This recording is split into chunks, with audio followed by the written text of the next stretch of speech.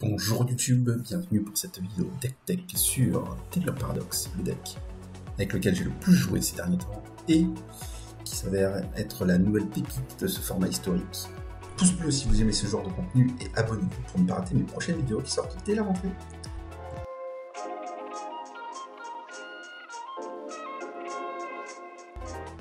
Rentrons maintenant dans le vif du sujet avec les explications un petit peu des plans de jeu du deck.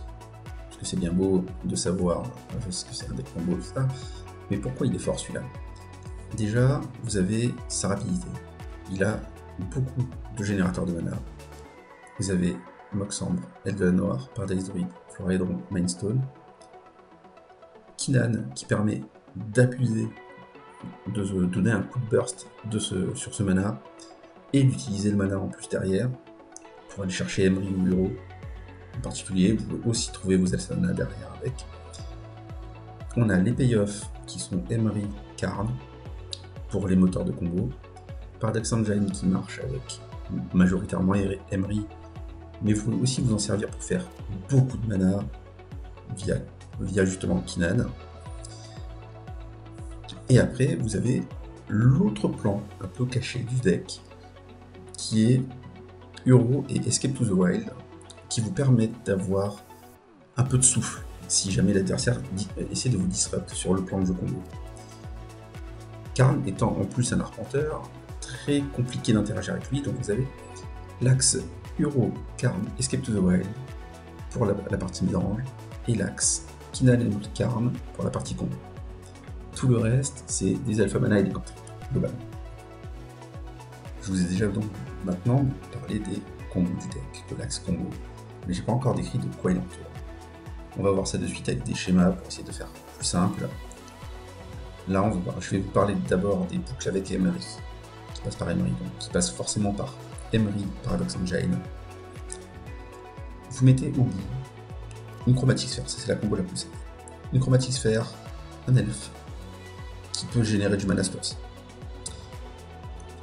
Vous activez votre chromatique sphère, vous générez un mana, vous activez Emry pour le rejouer et vous utilisez votre elfe pour le rejouer, ce qui vous permet de revenir au point de départ avec une sphère chromatique, un elfe détapé, une Emry détapée. Ça permet de générer de la pioche infinie. Vous pouvez piocher votre deck. On va essayer de ne pas aller plus loin que le deck, parce qu'on meurt. Mais ça vous permet donc de voir tout votre jeu et vous pouvez rajouter dans cette boucle une Moxambre pour générer du mana infini. Une fois que vous avez un mana infini, vous avez tout votre deck dans la main, après c'est assez simple. Il y a les combos avec Karn. Vous faites votre Karn, vous faites votre réservoir derrière, et ça vous permet de générer du coup, les PV et de tuer l'adversaire directement avec réservoir. Ça c'est le combo numéro 1, la plus simple. La combo numéro 2, c'est plus ou moins la même, sauf que vu que le moteur de pioche, qui ne sera pas du coup sphère chromatique, ce sera Mindstone. Mindstone, il y a deux contraintes. Une, elle coûte plus cher, de 1 mana par rapport à chromatique sphère. 2, elle demande du mana pour être sacrifiée, alors que chromatique sphère est gratuite, sacrifiée plus ou moins, puisqu'elle rend le mana qui a été utilisé pour la sacrifier. Pas la Mindstone. Donc il vous faut au total 2 mana de plus avec Mindstone. C'est pourquoi il nous faut 3 mana d'orc en plus, quel que soit le générateur mana. Et avec ça, même chose, vous piochez votre jeu, après vous mettez une double Moxambre, ce qui vous permet de faire des boucles de Moxambre et de générer 1 mana, enfin 2 mana à chaque boucle, puisque vous avez le mana de l'elfe et le mana de la Mox. Et ça vous fait piocher votre jeu, et voilà. Ça, c'était pour la partie boucle avec Emry. Ensuite, nous avons la partie boucle avec Karn. Et là, comme vous voyez sur le schéma, c'est déjà un petit peu plus compliqué à comprendre. Alors, les boucles avec Karn, pour moi, il y en a deux principales. Il y en a une où on a exactement 4 mana non-terrain, donc 4 générateurs de mana non-terrain, ce qui permet de générer du nombre de sorts joués ce tour-ci, avec Ancestral Statue qu'on va aller chercher avec le Karn qu'on a joué, et Paradox Engine, qui permet justement de remonter la statue en boucle. Vous jouez votre statue, ça dégage vos 4 générateurs de mana, vous le remontez et vous la rejouez, et ainsi de suite. Vous ne faites rien de plus. Vous faites une boucle qui fait juste des sorts joués dans le tour. À la fin, quand vous avez joué à peu près 40 spells, en général, vous remontez votre carne, vous le rejouez, toujours gratuitement, puisque vous avez toujours vos générateurs de mana en 4 exemplaires en jeu qui vous permettent de le caster. Vous faites son effet qui permet de tutor dans le side, vous allez chercher réservoir, vous jouez votre réservoir, et là, c'est la petite subtilité, à 4 spells, enfin 4 générateurs de mana, il vous faut un spell en main. Sinon, vous n'avez rien pour lancer l'activation de réservoir, et du coup, vous ne pouvez pas gagner vos points de vie et tuer l'adversaire. L'autre combo qui n'a pas besoin de spell en revanche, mais qui aura besoin d'un mana de plus au départ, c'est plus ou moins la même, sauf que vous rajoutez donc un mana dans la boucle.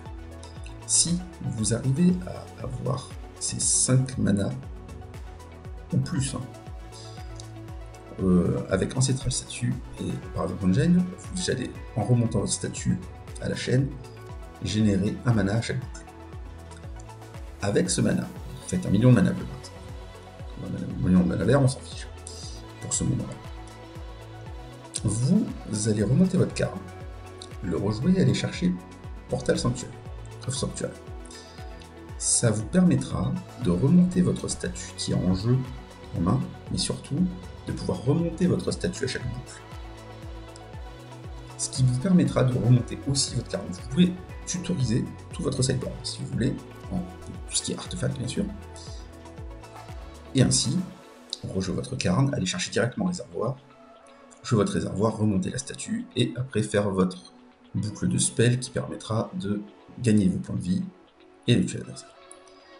L'avantage de cette combo, c'est donc qu'elle ne demande pas d'avoir d'autres cartes en main.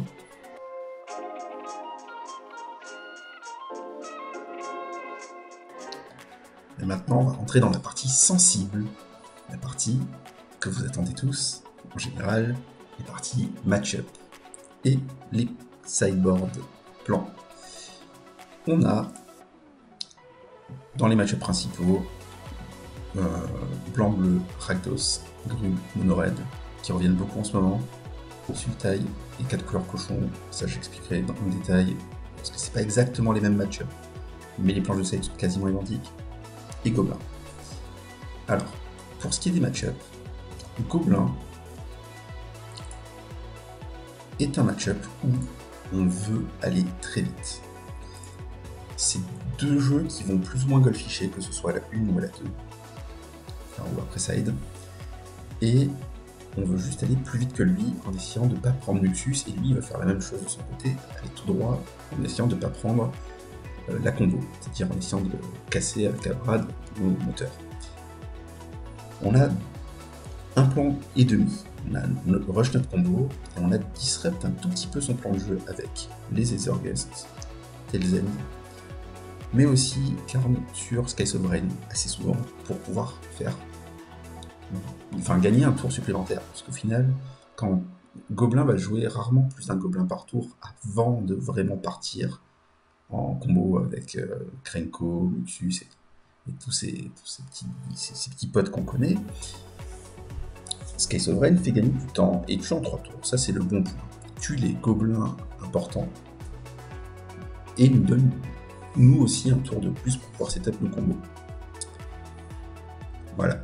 Alors, au niveau du sideboard dans ce match-up, donc comme on veut aller le plus vite, on enlève les cartes chères qui ne sont pas des moteurs de combo. Des moteurs de value, mais pas de combo. Par exemple, Uro, qui est une des cartes les plus chères du jeu et qui ne part pas en combo, parce que Karn et Emery le font, Paradox aussi, on ne peut pas trop toucher à ça. Uro est assez faible dans ce match, c'est rare pour le souligner, mais il faut le dire. Et Escape to the Wild est un tout petit peu trop long. Le tour où on caste Escape to the Wild, en général, c'est le tour où il va casser son Krenko ou son Luxus. Du coup, c'est un petit peu dangereux. Donc, ce que je fais dans ce match-up, j'enlève 2 Escape to the Wild, 1 Uro, et je joue en plus 2 Aethergust et un Telzend, ce qui permet de ne à la fois pas trop dénaturer le plan du jeu, puisqu'on a touché qu'aux cartes de mid-range, et en même temps d'avoir suffisamment d'interactions pour tenir pour placer cette combo. Donc ça c'était le premier match-up, qui est un match-up plutôt even au final, c'est entre 49 et 51%, dépendant de qui commence.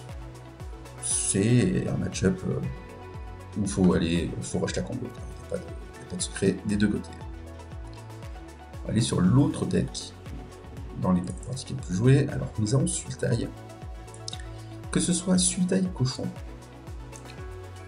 c'est-à-dire la version 4 couleurs mid-range, ou la version Sultai un peu plus classique, qui est donc plus contre-liche et qui s'appuie beaucoup plus sur Narset, Shark et Nissa.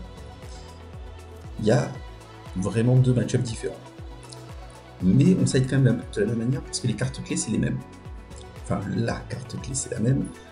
Cette bonne vieille Nissa.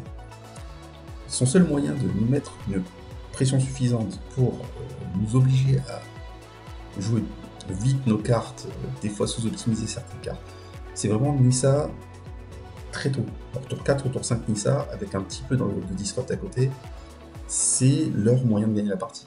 Sultai par exemple, dans les stats, c'est entre 40 et 45% en défavorable pour Sultai.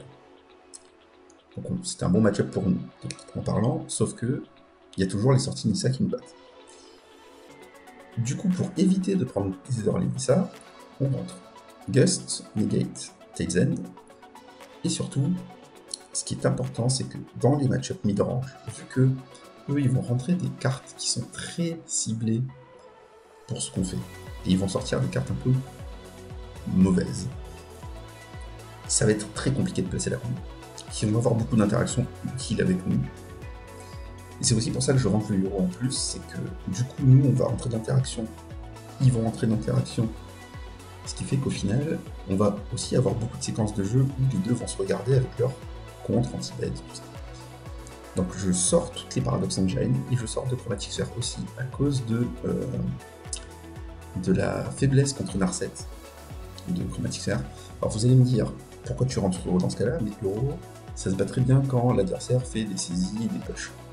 Voilà. Ça te permet d'avoir un deuxième plan de jeu qui est compliqué à disrupt pour lui et de rajouter des cartes qu'il doit gérer. Parce qu'il doit gérer Karn, il doit gérer Kinal, il doit contrer Escape to the Wild, ça commence à faire beaucoup.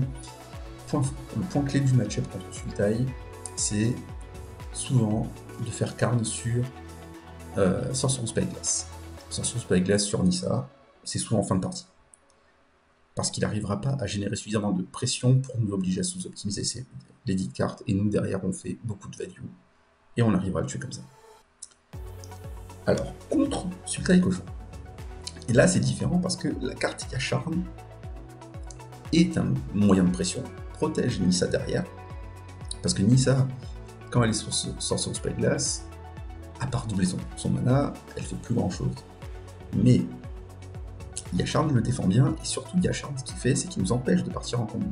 Parce que Yasharn bloque et Chromatic Sphere et Mindstone de base. Mais à côté de ça, les 4-4. Et 4-4, ça passe toutes nos créatures, et ça va pressure directement Karn, par exemple derrière.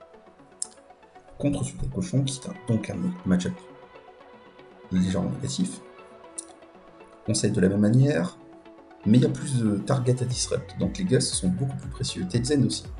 Les Gates un tout petit peu moins. Mais c'est pas long. On sait de la même manière, c'est le même plan de jeu. On rely de toute façon moins sur la combo après side. C'est aussi pour ça que j'aime bien enlever un peu de Chromatic Sphere dans le tas. Mindstone, on peut pas trop y toucher parce que Mindstone ça génère du mana, ce qui permet quand même de prendre l'avantage dans ce genre de match-up. Chromatic Sphere, ça peut être des fois une idée de draw et ça c'est pas ce qu'on veut après side. Alors maintenant parlons du match-up Mono-Red ou Brune, c'est la même chose, qui sont deux match-up plutôt mauvais. Parce que c'est deux match-up qui ont à la fois des cheap interactions comme Choc, Bone Crusher Giant, pour nous empêcher de faire la combo rapidement, mais surtout c'est des match-ups qui ont une clock aussi. Le meilleur moyen de battre les jeux combo, parce que ça donne toujours l'impression que les jeux combo ils sont rapides, ils ont toujours tout. Non, le meilleur moyen de battre les jeux combos, c'est d'avoir de la disrupt.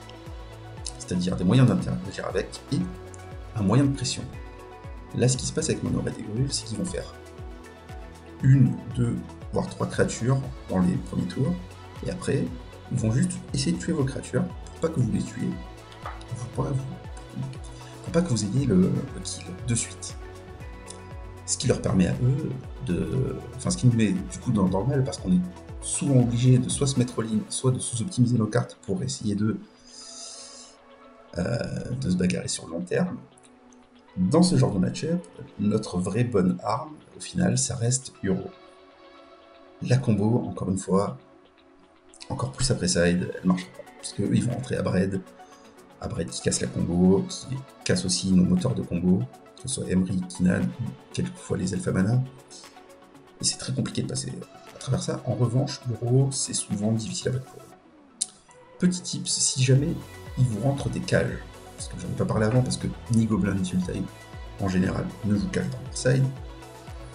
La cage, du Fossoyeur de Baf, qui donc empêche de jouer des cartes du cimetière, ce qui nous bloque nos combos et le roi en même temps, vous pouvez vous en débarrasser en faisant, en allant chercher avec Karn Skies of Rain dans le side.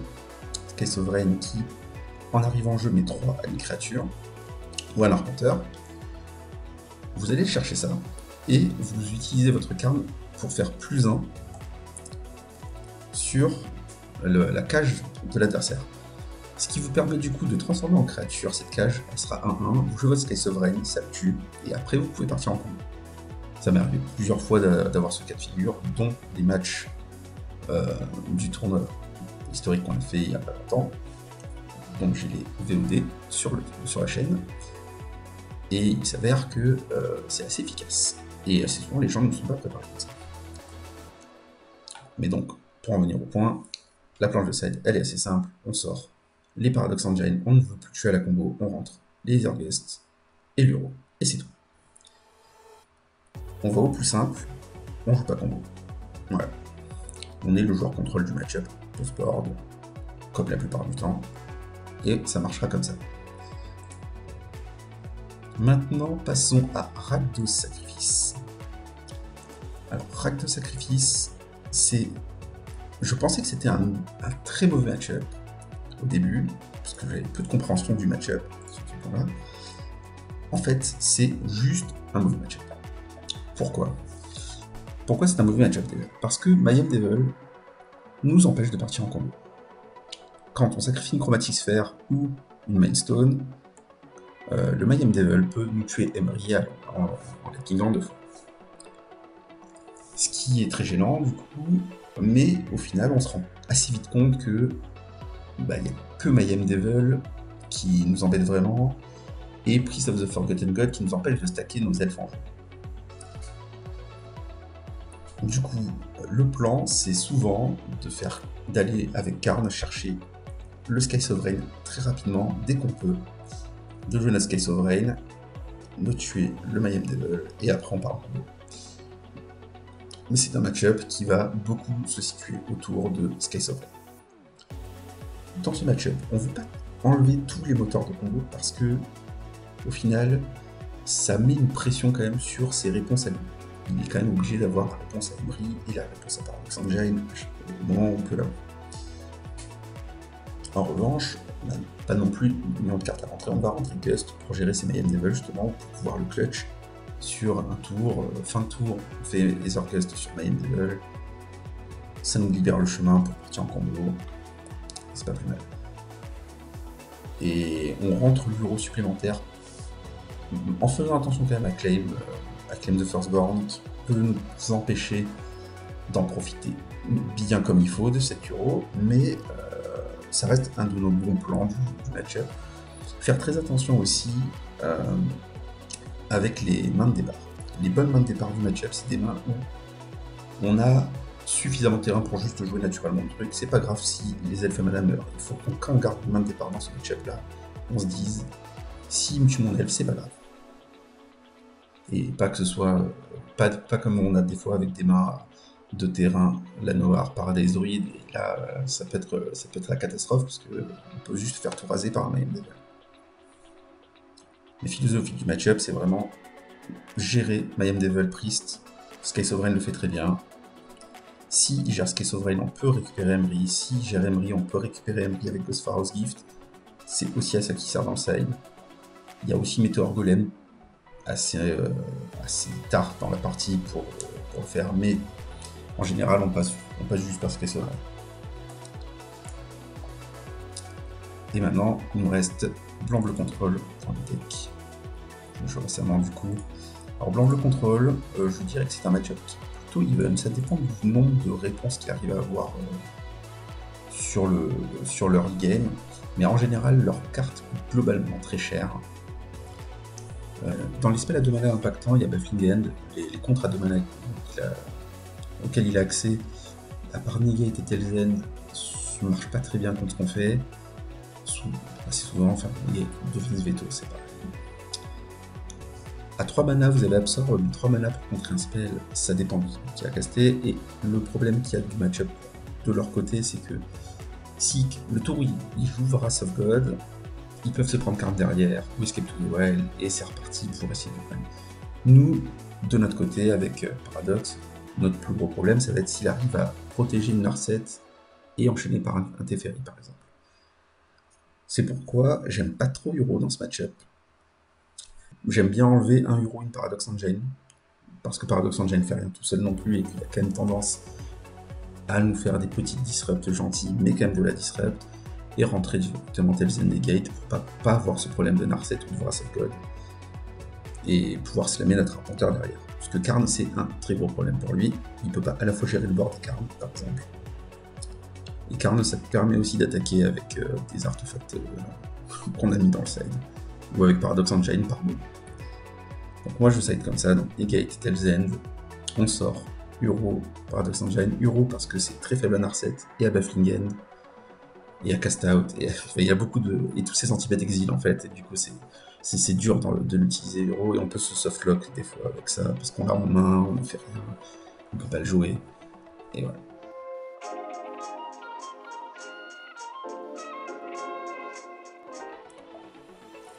Pour les différentes versions de ce deck, on a beaucoup plus de versions que la Témur, hein. Il y a eu la Sultai qui a quand même ouvert le bal le mois dernier, qui a évolué, qui a été un peu écarté parce qu'il est moins stable. Mais Simic commence et continue toujours à être joué. C'était la première version qui était jouée pour la Sultai. Simic a 2 avantages sur la version Témur. Déjà, sa base de mana est beaucoup plus stable. You don't say. Et surtout, la version a plus d'arpenteurs à 4 mana. Ce qui permet de partir un tout petit peu plus vite dans le plan mid-range. Parce que Escape to the Wild, même si ça fait piocher beaucoup plus de cartes d'un coup, ça a un coup sur la base de mana et ça coûte plus cher. Et en revanche, ce deck-là est plus sensible à la hate grade.